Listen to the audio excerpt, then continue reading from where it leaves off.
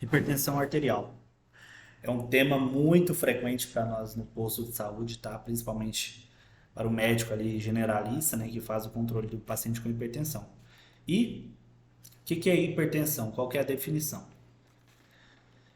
Toda pressão arterial é elevada acima de 140 sistólico e 90 diastólico por milímetro de mercúrio de forma prolongada, tá?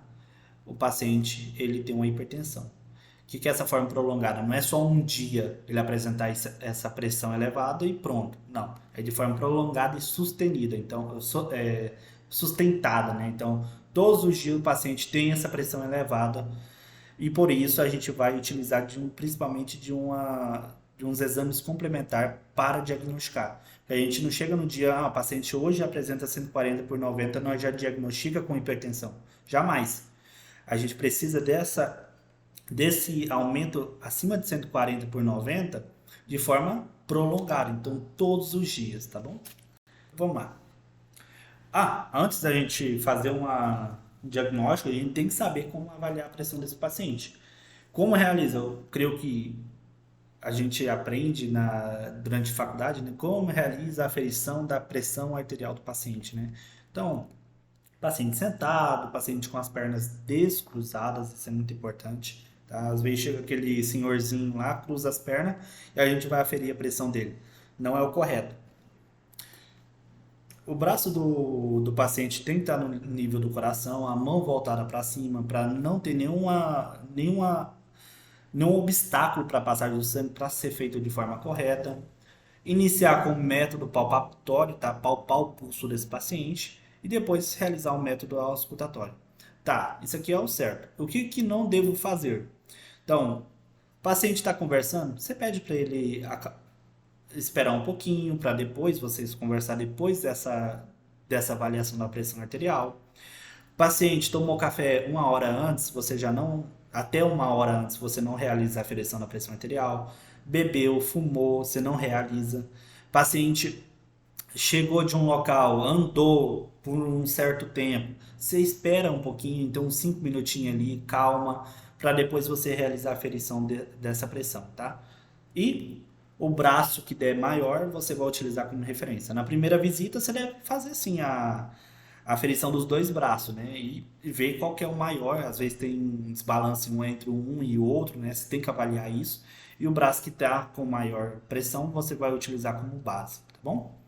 E como você realiza o diagnóstico da hipertensão? Deixa eu colocar minha iPad aqui para eu ver melhor. Na primeira visita, o paciente que esteja com a pressão acima de 140 por 90, você tem que pedir um exame complementar. Mas o paciente veio com a pressão de 180. Beleza, ele já está com a pressão muito elevada. Só que agora ele está ele tem essa pressão acima de 180 e com o risco cardiovascular você já realiza um diagnóstico de hipertensão. Então, o paciente com a PA acima de 180 por 110, que é um paciente grave, hipertenso grave, porque o 110 é a diastólica. Então, um paciente com hipertensão grave, você já realiza diagnóstico de hipertensão. Paciente acima de 140 por 90, com risco cardiovascular alto, que é aquele paciente que está com lesão em órgão-alvo, né? Que a gente fala lá com um paciente que está com a insuficiência, algum grau de insuficiência renal, com microproteinúria, paciente com aumento do ventrículo direito e tudo mais. Isso é um paciente com lesão de órgão-alvo. Tá? Então, você realiza o diagnóstico de hipertensão. Na primeira visita, veio com a pressão acima de 140 por 90. Risco cardiovascular baixo, não tem lesão de órgão-alvo no momento ali que você não está conseguindo, você não consegue dimensionar essa lesão, você parte para a visita 2. Essa visita 2 é na próxima consulta, claro. Aí você pode, ou na visita um fazer dois exames complementares. Se você tiver disponível esse mapa, tá? Porque não é todo posto de saúde que tem disponível o mapa. O mapa é esse aparelhinho aqui, ó. Você manda para casa do paciente, tá? E ele vai com esse aparelhinho aferindo a pressão 24 horas, tá? Então ele vai aferir a pressão desse paciente durante 24 horas. E o paciente tem que trazer escrito, bonitinho, às vezes no aparelho vem com o histórico, né? ou a MRPA, que é o mais frequente, que a gente vai realizar, sinceramente, 100% das vezes é isso aí. Esse MRPA é monitorização residencial da pressão arterial. Ah, você pede para o paciente aferir a pressão cedo e à tarde, né? E à noite também. Muitas vezes você pede para ele aferir à noite, mas a maioria é de manhã e à tarde no mesmo horário. Aí você marca o dia, pede para o paciente marcar a pressão que foi aferida cedo e à tarde, durante 5 dias, para depois você fazer a avaliação na próxima consulta. Ou na segunda consulta você pede esse mapa na suspeita de uma hipertensão, tá bom? Às vezes você esquece de pedir na primeira consulta, você pede na segunda, tá bom? Pressão de 140 por 90 elevada todos os dias, diagnóstico de hipertensão. Agora o paciente na primeira consulta veio com hipertensão, com esse nível de pressão arterial elevado, 140 por 90, e na segunda visita não tem isso, opa, pode ser uma hipertensão mascarada, tá? Ou durante o mapa, aí você tem que fazer um mapa para diagnosticar essa hipertensão mascarada. Porque hipertensão mascarada é igual a diagnóstico de hipertensão. Então tem que fazer o tratamento dele, tá bom? Hipertensão mascarada faz tratamento. Hipertensão do jaleco branco, né, do avental branco, que é aquela hipertensão que o paciente só apresenta na hora que te vê o médico, né? Então, ele faz um mapa ou a monitorização residencial, ele tá normal. Só que a hora que ele chega no seu consultório, a pressão dele aumenta. Opa, isso é uma suspeita de hipertensão do avental branco, tá bom? Que coloca, cai muito nas provas, tá? Então é uma suspeita de hipertensão. Você trata ou não trata? Não trata, tá? Mas é um fator de risco para o paciente desenvolver hipertensão arterial, tá bom? Então você tem que acompanhar esse paciente. Você não trata no momento, mas você tem que acompanhar, tá bom? Beleza? Essa parte é isso. Aqui é os dois que eu falei, né? Quanto o mapa, quanto a MRPA. Que você vai fazer na maioria na UBS, você vai realizar isso aqui. E a gestante, tá? Como que é o tratamento e como que é feito o diagnóstico na gestante? Na gestante, há tudo isso aqui. A gente acha que é só pré-eclâmpsia e eclâmpsia. Não. Paciente gestante veio para você com menos de 20 semanas e ela está com a pressão arterial elevada, isso é clássico de uma paciente com hipertensão arterial crônica. Então ela já tinha essa hipertensão, ela já vinha sendo tratada dessa hipertensão. Isso é menos de 20 semanas. Acima de 20 semanas, ela não teve essa hipertensão antes de 20 semanas, só que agora com 20 semanas ela apresentou um nível elevado da pressão arterial, é chamado de hipertensão gestacional. Tá? Então, acima de 20 semanas, só que acima de 20 semanas sem lesão de órgão-alvo. Tá? Então, essa paciente não apresenta proteinúria nem nada. Então, é hipertensão gestacional. Apresentou proteinúria? Pré-eclâmpsia. Acima de 20 semanas, só que com proteinúria ou lesão de órgão-alvo, pré-eclâmpsia, tá? Essa é a diferença da hipertensão gestacional para pré-eclâmpsia. O tratamento praticamente igual, só que a hora que você coloca lá no dentro da ficha dessa paciente, você tem que colocar hipertensão gestacional com 20 semanas sem lesão de órgão-alvo, sem presença de microalbuminúria nem nada. Pré-eclâmpsia já tem essa presença. Agora, a pessoa tinha hipertensão antes das 20 semanas, não consegue fazer o controle, ela evolui para uma pré-eclâmpsia. Então é uma pré-eclâmpsia sobreposta à hipertensão arterial crônica. Então ela tinha uma hipertensão e agora, por apresentar lesão em órgão-alvo com aparecimento de proteinúria, ela tem uma pré-eclâmpsia também, só que é sobreposta à hipertensão arterial crônica. São diferentes classificações. Essa paciente com pré-eclâmpsia sobreposta, hipertensão gestacional, são fator de risco para eclâmpsia, tá bom? Então, se ela não for tratada, ela pode evoluir para eclâmpsia durante a gestação, tá? Eclâmpsia praticamente seria uma convulsão, tá? São convulsões associadas a essa hipertensão dessa paciente, tá bom? É muito grave, o tratamento é totalmente diferente desses três, tá bom? Enquanto você utiliza como base para esses três aqui a metildopa, para eclâmpsia é praticamente ou hidralazina ou sulfato de magnésio, tá bom? Principalmente o sulfato de magnésio, que é muito mais eficaz. Síndrome de HELP é uma eclâmpsia piorada, é muito pior, porque ela já tem aumento de elevação das enzimas hepáticas, com plaquetopenia e hemólise. Então é muito grave aqui o quadro dessa gestante, tá bom? É uma evolução, tá bom? Então, pré-eclâmpsia sobreposta e hipertensão gestacional são fator de risco para levar essa paciente a uma eclâmpsia, caso ela não seja tratada de forma correta. A partir disso, a gente vai começar o tratamento. Para iniciar o tratamento de um paciente com hipertensão, a gente tem que conhecer os medicamentos antihipertensivos. Quais são os medicamentos antihipertensivos? Nós temos os tiazídicos, tá? Nós também temos os diuréticos, poupador de potássio e os diuréticos de alça. Então, esses três primeiros são diuréticos. São diuréticos, tá bom? São os famosos diuréticos. Antagonista do receptor de angiotensina 2, ele atua diretamente no receptor da angiotensina 2. Então, temos a substância angiotensina 2 circulando, só que ela não se liga ao receptor, porque nós temos um antagonista do receptor, tá bom? Inibidor da enzima conversora de angiotensina. Já já vou explicar, é outra classe.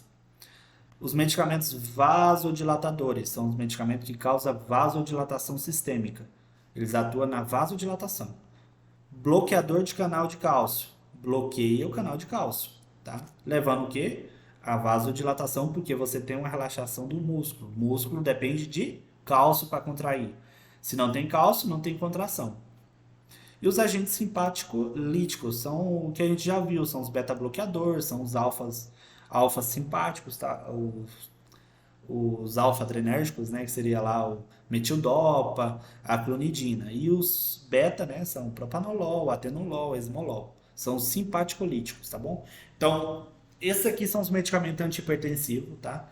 Então, eles são classificados aonde atua, tá? Então, o diurético atua a nível do rim, antagonista do receptor atua diretamente no receptor, inibidor da enzima na enzima, vasodilatador nos vasos, bloqueador de canal de cálcio nos canais de cálcio, inibindo a contração do músculo. E os simpático-líticos são os beta-bloqueador que atuam nos receptores betas ou alfas. E a gente vai começar pelos diuréticos, tá? Porque eles são... Eu coloquei mais ou menos dentro da linha que a gente vai seguir no protocolo. Primeiro o diurético, para depois um IECA, que é os inibidores de enzima conversora de angiotensina, para depois um antagonista do receptor de angiotensina, tá? Então eu coloquei na mesma ordem que a gente mais ou menos vai seguir no protocolo, tá bom? Então vamos lá, vamos começar no diurético. Quais são os principais diuréticos? Nós temos os tiazídicos, os poupadores de potássio e os de alça, tá? Os tiazídicos, qual é a função dele? Ele vai lá no túbulo contorneado distal, a nível do sistema tubular dos rins, e vai inibir uma bombinha. Essa bombinha, ela é uma bomba onde ela faz a absorção do sódio e da água. Bom, onde o sódio vai, a água vai atrás. Então é uma bomba que faz a absorção do sódio. E ela inibe essa bomba, fazendo o quê? Que aumente a excreção de sódio. Tá? Então, quando você secreta sódio do corpo, quem vai atrás é a água. Se tem sódio e água sendo excretado, a gente perde volume. Quando perde volume, diminui o débito cardíaco. Quando diminui o débito cardíaco, diminui a pressão arterial do paciente. Tá bom? Então, os dois principais representantes dessa classe de tiazídicos é a hidroclorotiazida, que é o medicamento mais indicado como primeira linha de tratamento para hipertensão. Então, o paciente chegou para tratar hipertensão, você diagnosticou com hipertensão, você vai ver lá na receita dele, no prontuário dele, né? A hidroclorotiazida é o primeiro medicamento. E a clortalidona, tá? A diferença desses dois medicamentos é só a duração do efeito, praticamente, tá? Esses dois medicamentos, são tiazídicos, só que tem a diferenciação na duração. Um dura em torno de 6 horas e o outro praticamente 24 horas, tá? A clortalidona. Reações adversas. Um macete, hiper e hipo. Hipercalcemia, aumenta o nível de cálcio a nível do sangue. Hiperuricemia, opa, se aumenta ácido úrico nesse paciente. Paciente que tem gota, é contraindicado os diuréticos tiazídicos, tá? Então, paciente que tem gota não utiliza tiazídicos. Hiperglicemia, tá? Então, esse medicamento tem um efeito sobre a resistência à insulina, tá? Então, pode causar um paciente aumentar a glicemia dele. Então, é contraindicado em pacientes diabéticos, tá bom? Então, paciente com gota e paciente com diabetes, você contraindica esse medicamento. Hiperlipidemia, tá? Então, ele tem um aumento de lipídios a nível da circulação sanguínea. Hipovolemia, melhor coisa, né? Causa essa hipovolemia. Hipocalemia, tá? Então ele tem uma diminuição de potássio a nível do sangue, tá? Hiponatremia, que é a diminuição de sódio, tá? Então ele tem uma perda de sódio, né? Ele está secretando sódio, tá? Então vai ter uma hiponatremia, pode ocasionar hipomagnesemia e pode causar disfunção erétil nos homens também, tá bom? Então essas são as reações adversas e as suas principais características. Primeira linha de tratamento para hipertensão começa com o tiazídico, tá bom? Contraindicado em paciente com diabetes e paciente com gota, tá bom?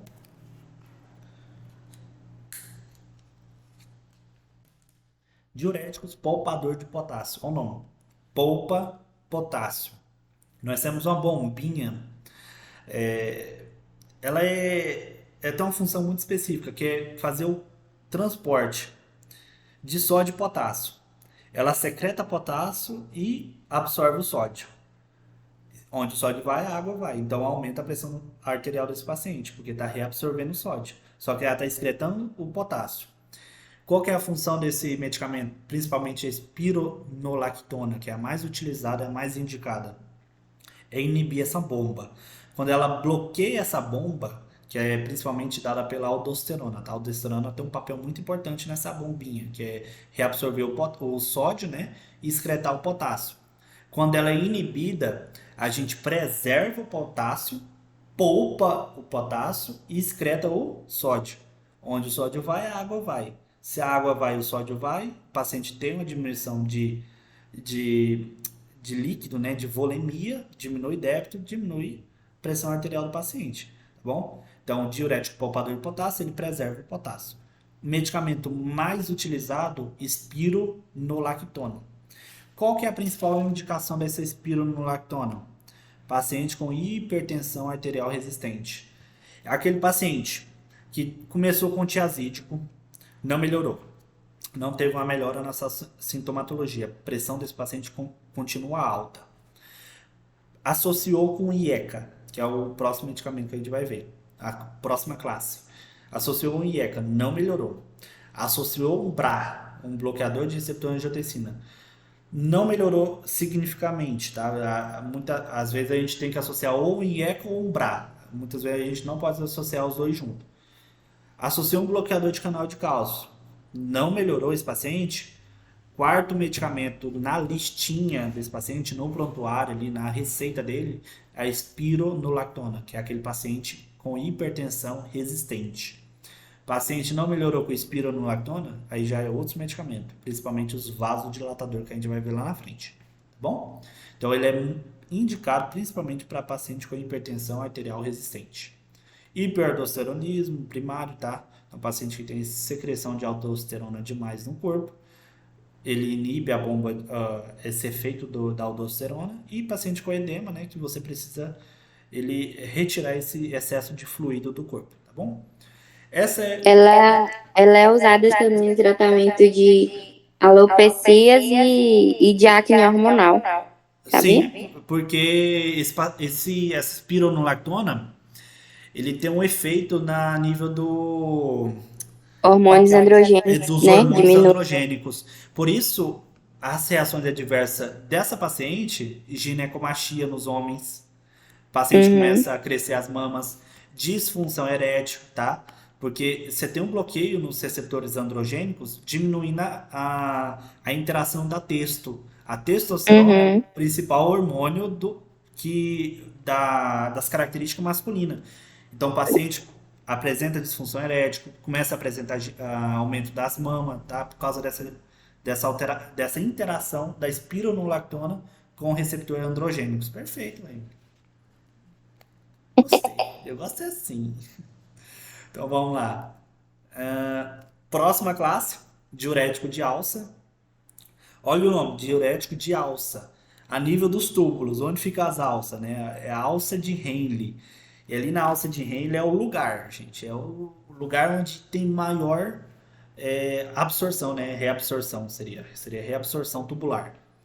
Por quê? Nós temos uma bomba ali que ela é tão forte que ela reabsorve sódio, ela reabsorve cloro, ela reabsorve potássio, ela reabsorve onde o sódio vai, né? A água vai atrás também. Então a água sempre vai estar presente onde tem o sódio. Então ela faz esse processo de reabsorção dessa substância. Paciente com insuficiência cardíaca congestiva, que você precisa eliminar o máximo possível de fluido desse paciente com edema agudo de pulmão, uma furosemida. Porque quando você inibe essa bomba, você consegue secretar todos esses eletrolitos. Tem excesso de eletrolitos dentro do túbulo renal, vai mais água para dentro do túbulo renal, tá? Para ser secretado, tá bom? Então, essa bomba é muito potente, por isso esse medicamento furosemida, ele não deve ser utilizado de forma constante no paciente com hipertensão, tá? No máximo 5 dias, 3 a 5 dias, tá? E principalmente no paciente com insuficiência cardíaca congestiva. Sabe aquele paciente encharcado?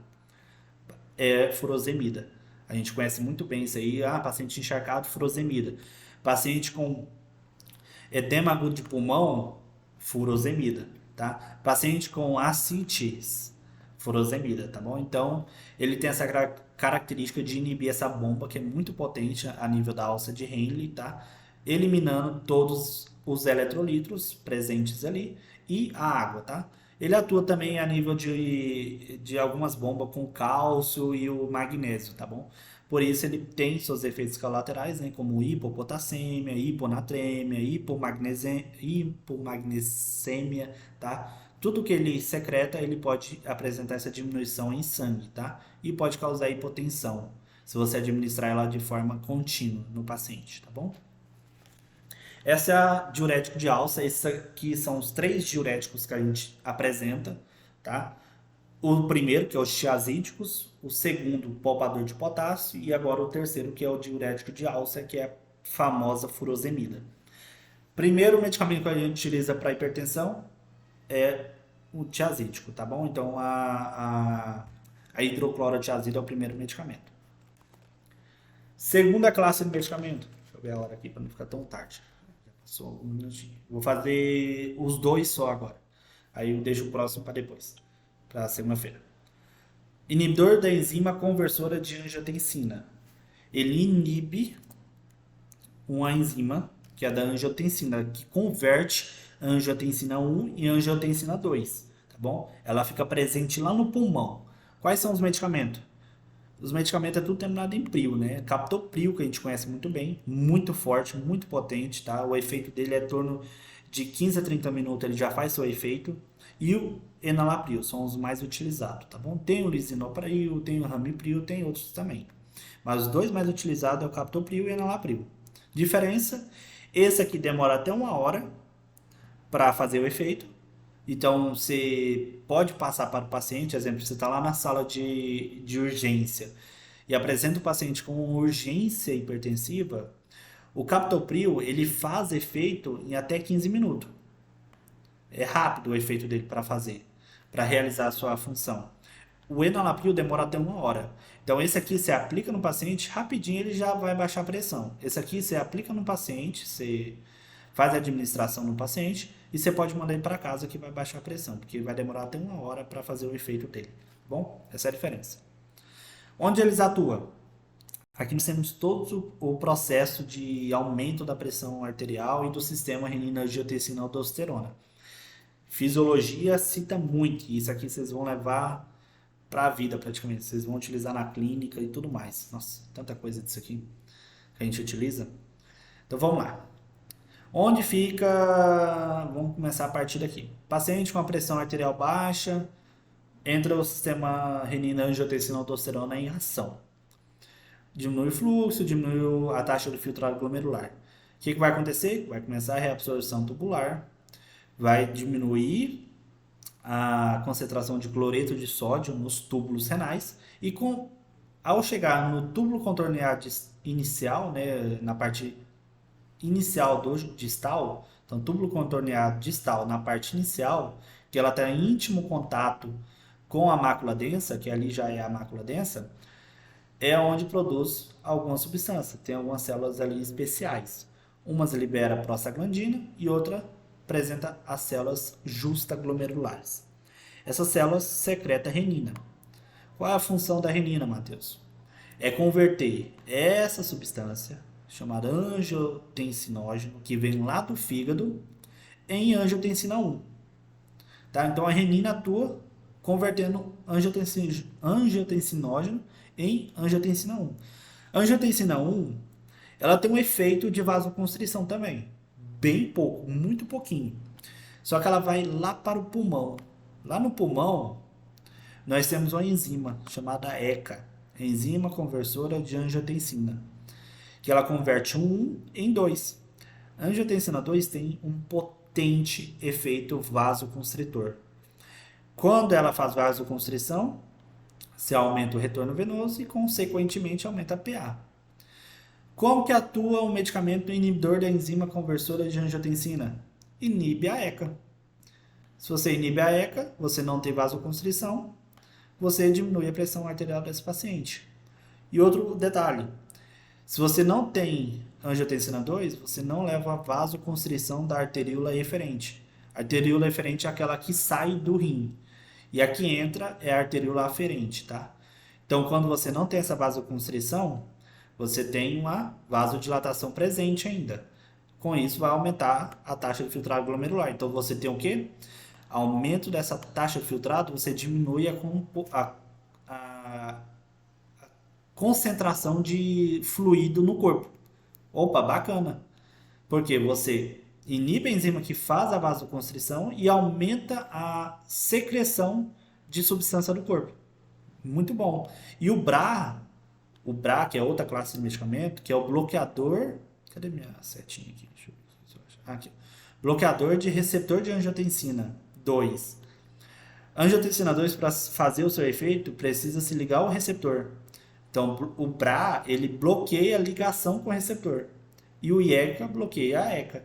Então, os efeitos dos dois é muito parecido, tá bom? Até os efeitos colaterais é muito parecido, tá bom?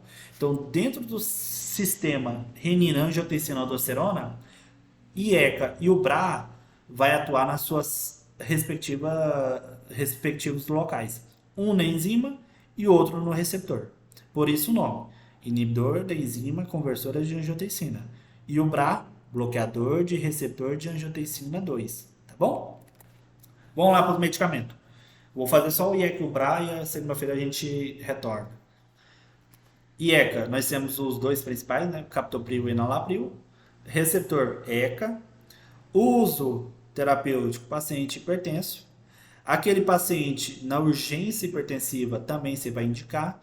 A gente vai estudar no protocolo de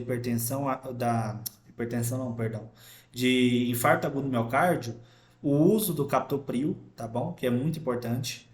A gente vai ver lá o protocolo Monabicha, que tem o captopril inserido no protocolo. Paciente com insuficiência cardíaca, a gente utiliza esse medicamento.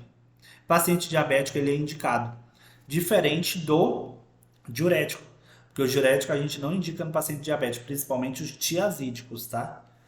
Aqui o IECA se indica no paciente diabético. Contraindicação, gestante, tá? Ele é contraindicado em gestante.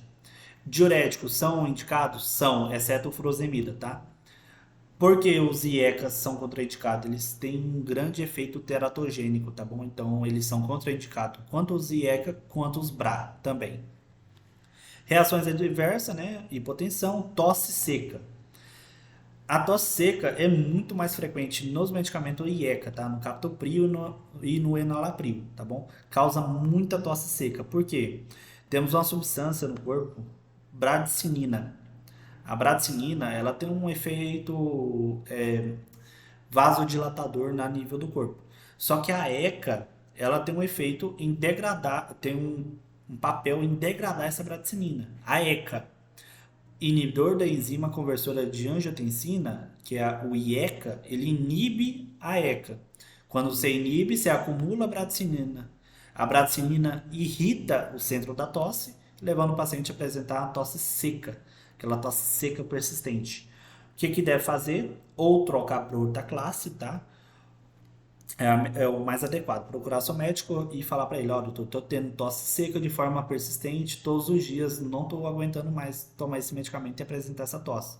Ele vai trocar por outro medicamento. O BRA também causa tosse seca, tá? Que são os bloqueadores de receptor de angiotensina, também causa. Só que em menor intensidade, tá bom? Ele passa com o tempo.